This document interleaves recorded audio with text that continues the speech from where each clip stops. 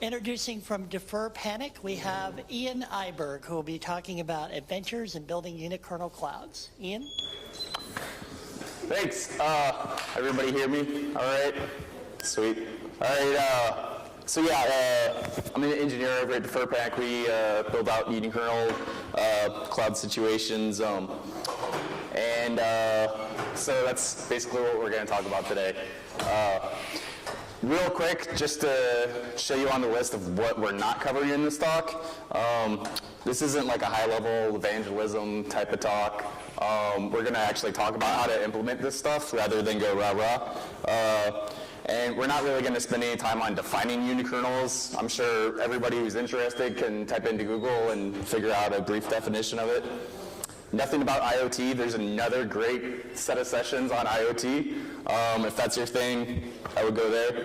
Nothing about NFV. There's also quite a few sessions on NFV. I personally know the Ericsson guys that work on this stuff, so but we're not going to talk about it. What we're really talking about, and I would imagine many people in this room are working with, are web services and services like that. And so within that category, there's kind of another big split. You have your compilation of unikernels and then your kind of orchestration side of the things. We're not talking about compilation whatsoever because that's its own like little rat's ball of bullshit. We're focusing on the orchestration side. Lastly, there's lots of people that talk about unikernels online, and there's been more and more speakers about them and so forth, but there's also like another group of people that like write articles about them, yet they've never even like booted them up or done anything with them, so they're just talking out of their ass. Don't listen to them. And if you want to, you can go to /deferpanic/Vargo on GitHub. Go ahead and clone this, and we'll play around with this app like later on. This is basically like a teaching utility, just to show you kind of how to orchestrate certain tasks with unikernels. Because at the end of the day, it's not just about running things in prod. There's a whole host of other concerns that we'll get into. But yeah, you can download that and kind of follow along with it. So let's begin the question. I'll ask a few pointed questions. First off, what is an operating system? Right? I think we all kind of have this vision in our head of what an operating system is, but you know, on one hand we have OS X, right?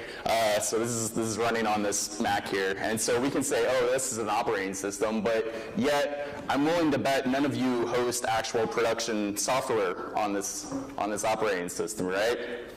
Most of you probably use this guy, Linux, and so there's lots of reasons for that. And it's something to think about when we're talking about serving, especially like web services and so forth. Now, I would ask, is Linux the appropriate system to be doing that in 2016? You know, maybe this style of systems worked back in 1971, 1969 on the PDP-11, but in it's 2017 now, I would argue that it's inappropriate. Brings us to our next question. What is an application? Once again, this seems like a pretty easy thing to answer. I just, you know, I'm not a big gamer. There's probably some gamers in the room, but I just typed in most popular 2017 game or whatever. I got this image of this kind of cool looking sci-fi thing, and I'm just gonna guess, looking at this game, that there's so much crap going on in it. You know, like there's all this video stuff going on. There's all this probably super advanced sound stuff going on, and you think about like all the things that have to happen inside the source of this game, and then you think about how dramatically different this application is from this application, and what all needs to go into making Nginx work versus the prior application. And you start thinking, what is appropriate to be putting on my server? So why is this important? You know, I've asked these questions, but why is this really important? So there's this guy named Peter Levine. He's pretty famous in the Valley. He works for A16 now, and he has this video that he did about a month ago called The End of Cloud Computing. If you've got like 30, 40 minutes to blow in the next week, I would just watch this. It's kind of cool. And he kind of talks about these shifts in computing that we've been taking. and he's talking about like the last 10, 15 years we had our cloud computing, but now we're like switching away because all of compute is moving way further away from the data centers, and they're going to happen closer and closer to so-called edge computing. And so what's really interesting about this is going to force us, the developers, to deploy and manage our compute resources in a different manner than what we've been used to for a while. And I think this is really going to start driving a lot of things in terms of infrastructure and so forth. And this is why I think, this is one of the reasons why I think this matters. So it gets to the point of like, why are unikernel clouds special versus, you know, the stuff that we use day to day in and out right now? If we look at something like OpenStack, this is like the canonical, you know, if you want to roll your own private cloud solution, I mean, OpenStack is probably like where you're starting, right? But you have to think about like what this was built for, you know? It was built for VMs, classic VMs that we've been used to for the past 10, 15 years. It's not really built for the VMs of the size and the shape and the change of unikernels. So I think it's a little bit inappropriate to use something like OpenStack for this. And then, you know, other people will be like, well, we got Docker and so forth. And, you know, Docker just seems to be like the MongoDB of DevOps. And it's honestly completely inappropriate for unikernel land for lots of reasons, not to mention that it's layers away. Then the next question is like, well, can we use Kubernetes? And, you know, I've mentioned all three of these, OpenStack, Docker, Kubernetes, and you can find code on GitHub that interacts with unikernels with all three of these systems. But once again, it's not appropriate. You know, by the very fact of the matter that pretty much all the implementations for Kubernetes control containers, and they themselves reside already on VMs, kind of nixes that fact. So yeah, there's like Stacknetes and some other solutions out there, but it's not a great fit. So let's kind of dive into what are we doing and how we're going about doing this. In this slide, and also the subtitles, I mentioned L2 through L7 that we'd be traversing, but the reality is that, you know, we've personally had to rack our own hardware as well, so we're at the physical as well. And there's reasons for that, you know. It probably has to deal with this guy.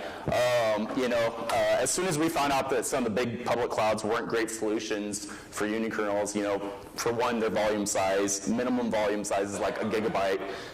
The default one is 10, and so there's all these other things, no lack of true L2 networking and so forth. We started hunting down dedicated providers out there, and you know, I think what we found out was AWS and Google Cloud and all those other kind of big guys that really killed the dedicated provider market. So we're like running into network issues, power issues, and we didn't really want to spend like a ton of money each month on our stuff, so we just kind of threw it together ourselves. But I would imagine if you walk down this path, you'll run into the same sort of issues. Because what we're really getting at here is this notion of programmatic hypervisor usage, you know, and why, you know, I said it's not just pushing the prod, right? Because we have debugging issues, we have networking stuff, we have volume manipulation, and we have higher level service orchestration. All of these are extremely different in unikernel land than they are in regular VM land. So if you've ever kind of like gone on to the Rump Run repos or the Mirage repos or wherever, you know, you'll see in the tutorial saying just use QEMU. You know, you plop out your VM, you string it in, you push the right mouse button, you know, crank the wheel, you do some jumping jacks, and you have it running. But honestly, this isn't programmatic, right? we need something a little bit more than that. Because, you know, we have many different environments, right? We got our dev environment, we got our testing environment, staging, prod, you know, any of these. We need it to be automated, repeatable, fast, painless. This all screams it must be software running this stuff. And not to mention that we have different hypervisors depending on what we're using, you know, QEMU and so forth, VirtualBox, Xhive, and they all have kind of their ups and downs and plus and minuses depending on what you're doing and what environment you're using. In in this talk, we'll mostly focus on Linux and OS X. But what it really comes down to is this concept of manageability, right? Manageability to me is kind of what really defined the modern cloud computing environment. It was that ability to just like instantly create 100 VMs and then trash them or clone them and then push them to somewhere else and have it be so reliable. And I think that's a key thing that we don't even think about anymore. I mean, like, to bitch about when like an AWS region goes down for 2 minutes out of the year, you know, and then compare that to what things were like maybe 10, 15 years ago. But then we get into things like higher level orchestration, right? So what is that? Well, there's things like your service discovery, so Zookeeper and etcd and all this sort of stuff, which a lot of people, I think a lot of shops don't really need this level of services, but you know, some do. Load balancing, which other people are probably more familiar with, like with their reverse proxies on Nginx, that sort of thing.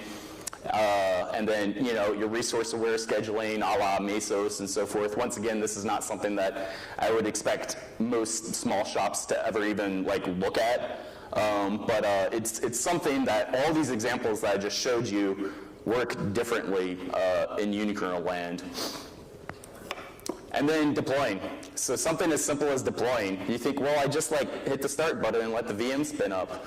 And in your mind, you're thinking, oh, well, this is how it works. But until you actually do this, you don't realize that in most cases, most compiled languages, you're actually going to be creating a new VM each and every single time you hit that deploy button, and you're going to push that image up to wherever it is. In case of an interpreted language, you maybe don't have to recompile the kernel each time. But that rolls into rollback, right? So like, if you're doing a rollback on a modern VM or with a container system, and you think about how that process works, you're probably typically not trashing that AMI each time. Maybe you are, but I don't think a lot of shops actually do. Well, in Unikernel land, you actually are, because once again, you're removing that VM from that load balancing pool or wherever it's residing. And so you have to think about how that works, the mechanics of it. Same thing with failover. So in unikernels, it's pretty typical to have no virtual memory. It's just not really a concept that seems to work in unikernel land. And so if I have an app that just keeps on requesting more and more memory, and then all of a sudden it runs out of memory, and it stops responding to requests and so forth, how do you handle that? Do you kill it?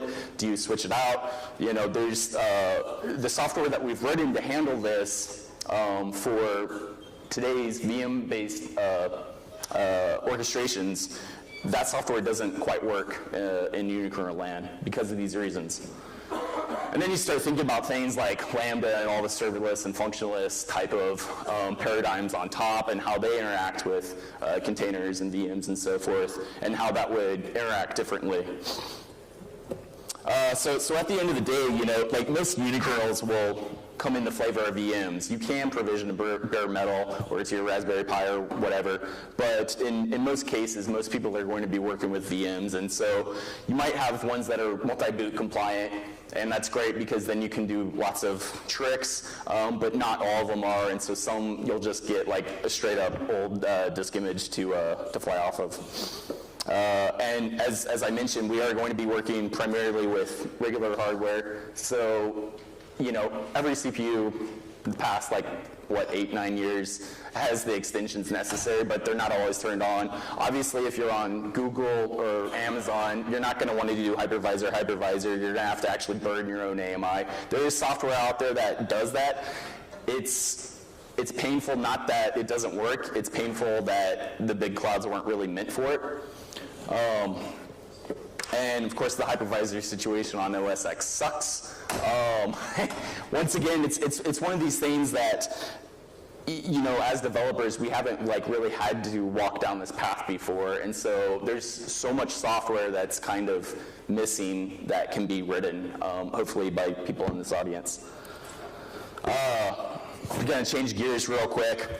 You know, I had the joke about people talking out of their ass on, you know, things about unikernels earlier. So one of the things we're gonna discuss real quick was debugging unikernels. This is actually a video up on YouTube of us where we were debugging a Go unikernel, and of course we're catching the panics and the stack traces and, you know, the GC and everything. Not to mention GDB, obviously the most maybe well-known debugger out there besides, you know, MS Visual Studio, you know, works perfectly fine. Here's another example of GDB debugging a Go unikernel. This is actually on RumpRun's GitHub wiki. And, you know, the different implementations have their own interfaces. So this is include OS's here, which looks a little bit different now. This is a little bit older. And then one from OSV as well. So the whole notion that they're not debuggable is kind of bullshit. On to the next topic, networking. So once again, you know, working with VMs here. So and you know, in this talk we're focusing on Linux and OS X. On OS X, you know, you don't get tunnels and apps for free like you do on Linux and so forth. But you can download this TunTap tarball here and install it, and then you can see the extensions in there. So if you're going to do that, that's a great way to get going. Also on OS X, their IP firewall stuff is using PF control. I think prior to that they were using IPFW. They seem to switch it up every other release or so, but simple NAT rule that they use over there. And this kind of gets into one of those things of like, using hypervisors in your dev environment today is not like the greatest thing, right? Because we have that whole problem of not being able to bridge on wireless devices because you can't pass the frames through. And so we have to do like neat little tricks with NAT and so forth to forward our traffic appropriately. So I said we're going to jump from L1 to L2 all the way to L7 and so forth, so it's no joke. This is a common example of what you're going to run into when you're rolling your own unikernels. You're looking at the SSL locations in the Go code. So we had a Go program that was making outgoing connections, but you're getting like the X509 error, right? And so it was a pretty clear indication that it wasn't finding the cert. It's like, okay, well, let's just pop the cert in wherever it needs to be, figure out where that is. And of course, every single distro out there and every single, you know, different system not only has a different file name for the cert, but stores it in a completely different location, which is just completely batshit insane that this is even a thing.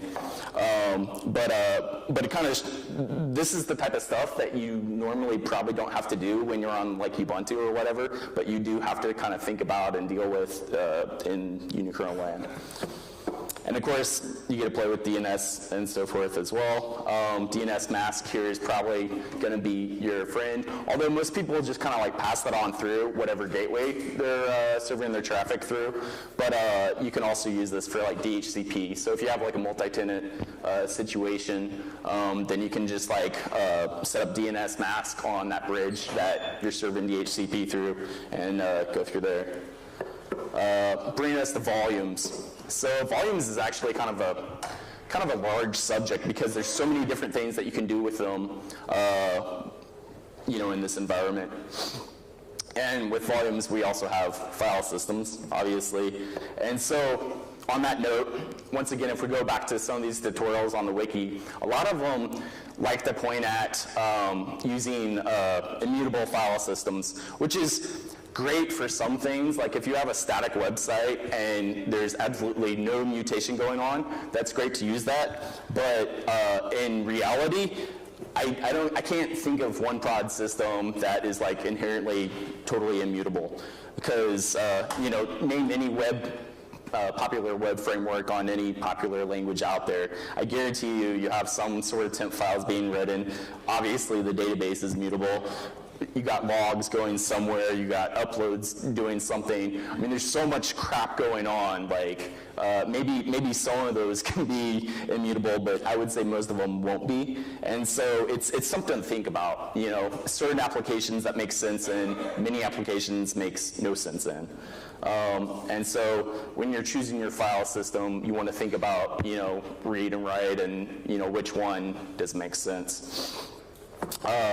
Which brings us to the other issue of, do you want one volume or do you want multiple volumes? Because once again, this gives you many different things to kind of think about. I talked about how compiled languages usually produce one kernel at the end of the day, and you have to do that every time you hit the deploy button.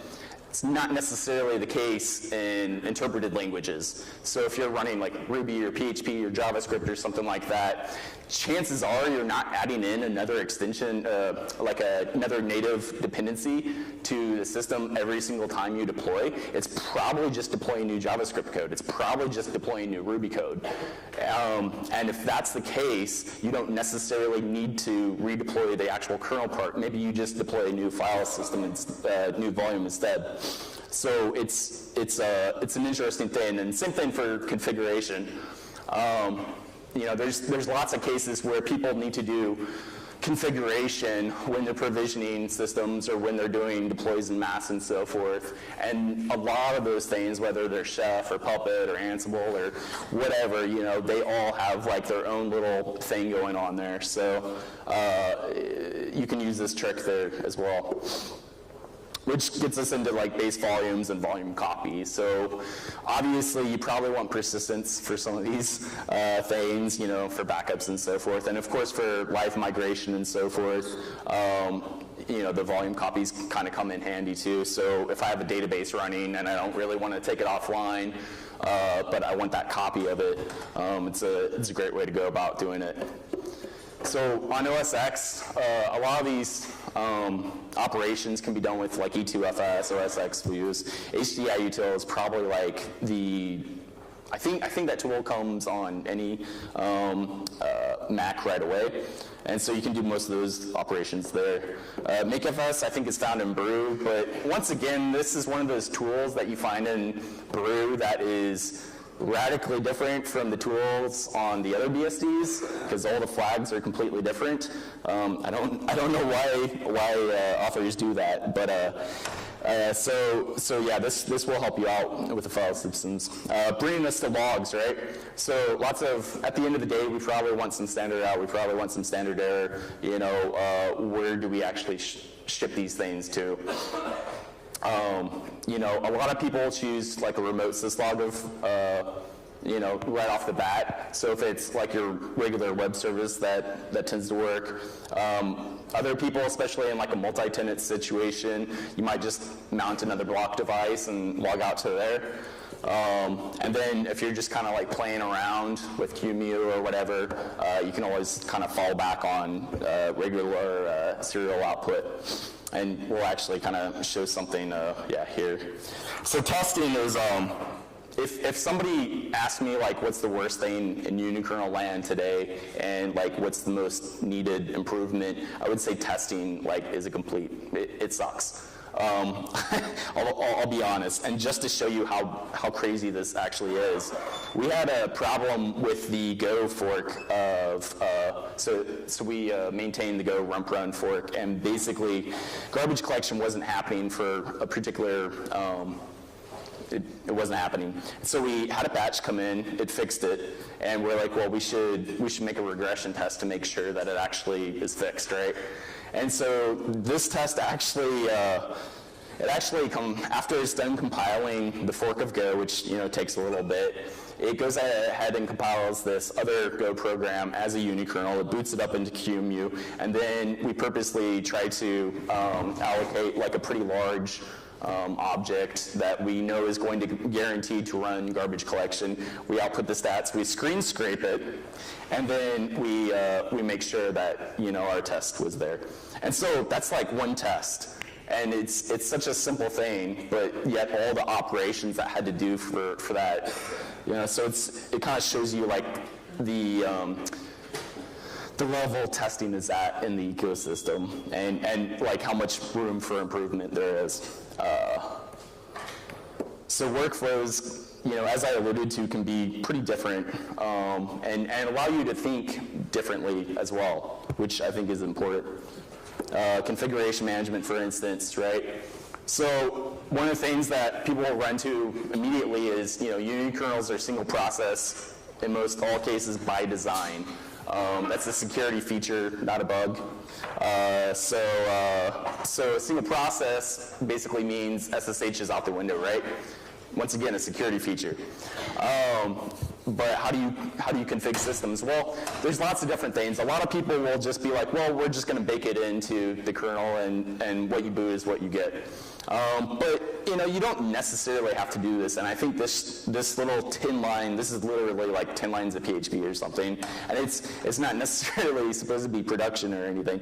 It's just to show you that if you think outside of the box, you can easily do the exact same thing 1,000 different ways. And here you can kind of see like editing the host's file through like a 10-line app.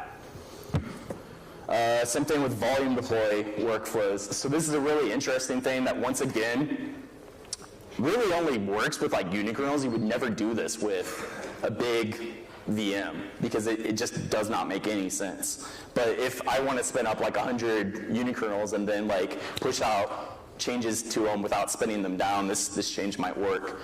And so basically the trick here is, as you can kind of see in this little proof of concept thing, so you have this little PHP app that says test, and then it includes like your other code on a different partition, and it says test, right? And so obviously it's not there. But if we just create our new file and so forth, and then we create a new file system off of that, and then go ahead and mount that, we obviously have it. So what we're looking at here is deploys that are only containing the code, because once again, this is an interpreted language, and so we don't actually have to recompile the actual kernel itself. We're just mounting a new partition, and boom. And so this is like one of those examples like you would never ever do in a regular VM. It's just kind of stupid. But the question is like, what will you build? So I was going to show you this tool real quick. Once again, I'm not sure if, let me unfull screen this.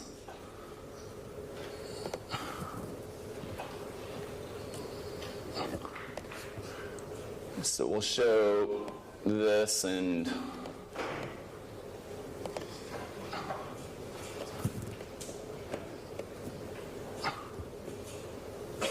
is this going to work? Yeah.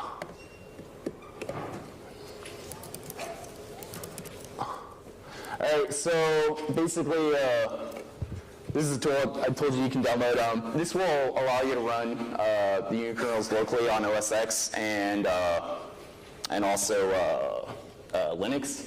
And so it looks and feels a lot like Docker, for instance. But we have like this HTML one. I got to drag this window as well.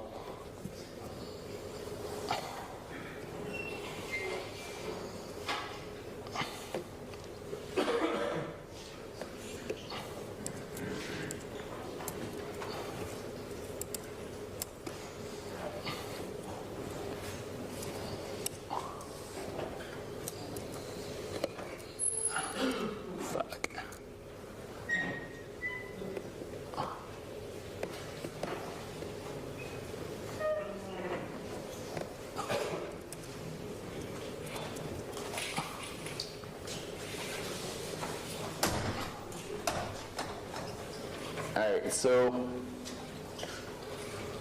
because I apparently am not so great with the projector, but basically, we have an HTML example, and then we can run like a PHP example, doing the same thing. All right, so this one is at .4.4. 6 dot.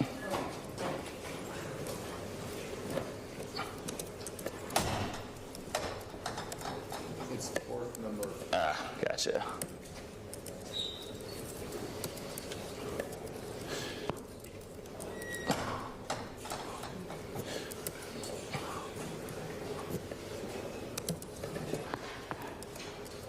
So, you can also search for like other ones. You can kind of see that other people have been kind of playing around with them. Once again, this doesn't do any compilation or anything. It just runs them locally. Hope it gives you ideas on how to kind of improve certain workflows and certain tooling around the ecosystem. Anyways, questions?